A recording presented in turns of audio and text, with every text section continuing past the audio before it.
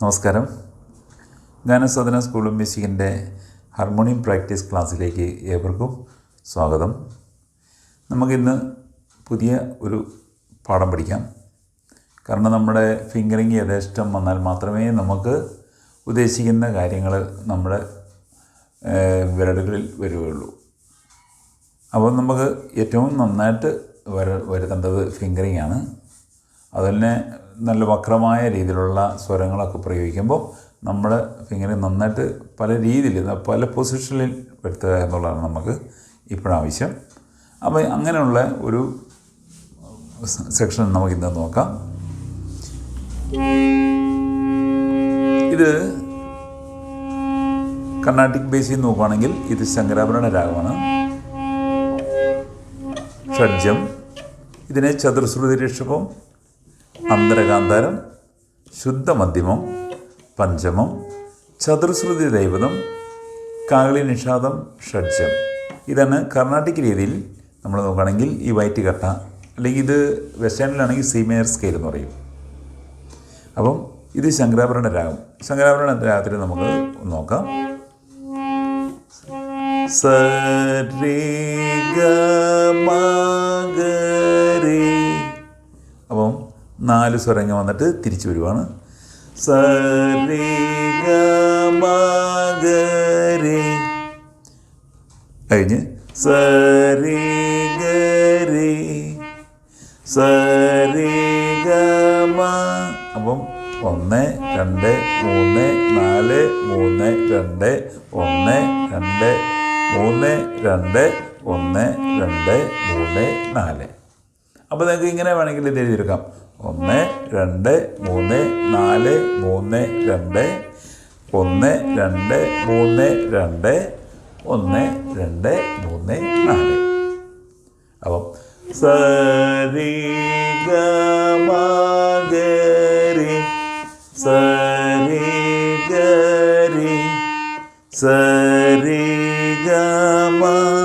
അപ്പം ഞാൻ ഈ ക്യാമ്പിട്ട് വായിക്കുന്നതിൻ്റെ കാരണം നിങ്ങൾക്കത് മനസ്സിലാകാൻ വേണ്ടിയിട്ടാണ്.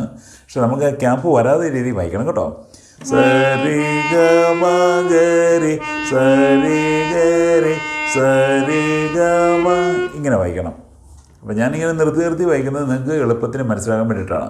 അത് കഴിഞ്ഞാൽ നമുക്ക് രി ഗ മ പ, പഞ്ചമത്തിൻ്റെ ഫിംഗറിങ്. രി ഗ മ പ ശ്രദ്ധിക്കണം. ഈ ഫിംഗർ നമ്മുടെ അടിയിൽ കൂടെ വരുത്താം.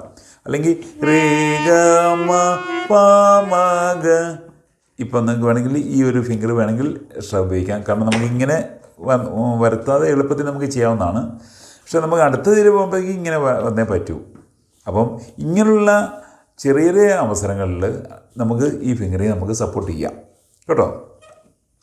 രി ഗ മ പ മ ഗ രി ഗ മ ഗ രി ഗ മ പ കേട്ടോ.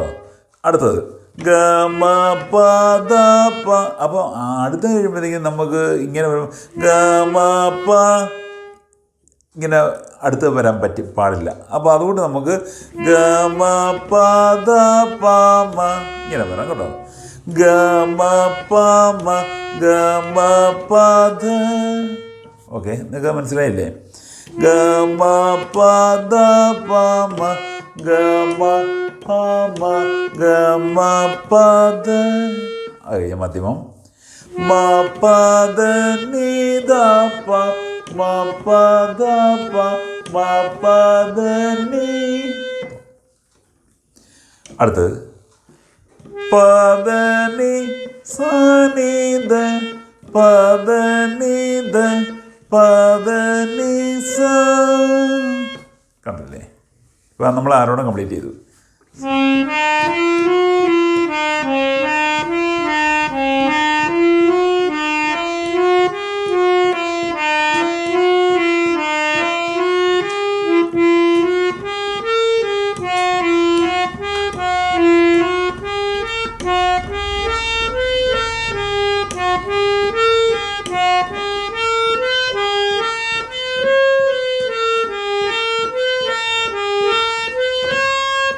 ഇങ്ങനെ ആരോടും ചെയ്തു.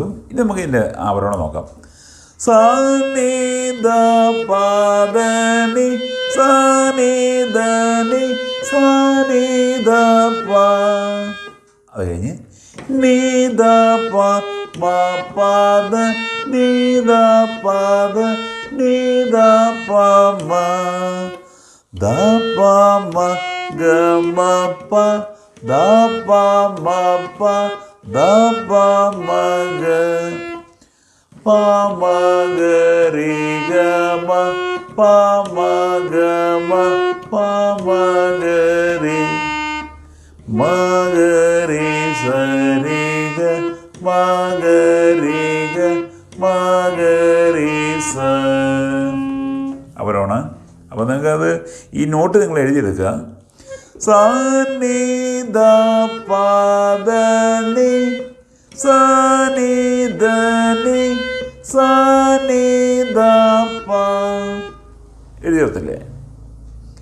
നീ ദ പ മ പ ദ നീ ദ പ ദ നീ ദ പ മ.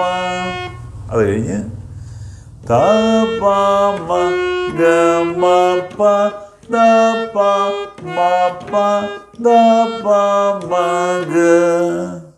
അത് കഴിഞ്ഞ് പ മ ഗ രി ഗ മ പ മ ഗ മ പ മ ഗ രി മ ഗ രി സ രി ഗ മ ഗ രി ഗ മ ഗ രി സ. ഇത്രയേ ഉള്ളൂ. അപ്പോൾ ഇത്രയും ഭാഗം നിങ്ങൾ നന്നായിട്ട് വായിച്ച് പഠിക്കുക. എന്നിട്ട് സ്പീഡാക്കുക. കുറച്ച് നേരം അല്ലെങ്കിൽ കുറച്ച് ദിവസങ്ങൾ നിങ്ങൾ ഈ രീതിയിൽ നിങ്ങൾ ഫിംഗറിങ് ആക്കി കഴിഞ്ഞിട്ട് വേണം പതുക്കെ സ്പീഡിലേക്ക് വായിക്കാൻ. പെട്ടെന്ന് നമുക്ക് സ്പീഡിലേക്ക് നോക്കി കഴിഞ്ഞാൽ സ്പീഡ് വരികയില്ല. ഇത് നിങ്ങൾക്ക് നന്നായിട്ട് പഠിച്ചു കഴിയുമ്പോൾ നിങ്ങൾക്ക് നന്നായിട്ട് ഇത് ഫിംഗറിങ് നന്നായിട്ട് വരും. ഇനി നമുക്ക് വീണ്ടും അടുത്ത ക്ലാസ്സിൽ പുതിയ ഒരു ലെസൺ പഠിക്കാം. അതുവരെ എല്ലാവർക്കും നന്ദി, നമസ്കാരം.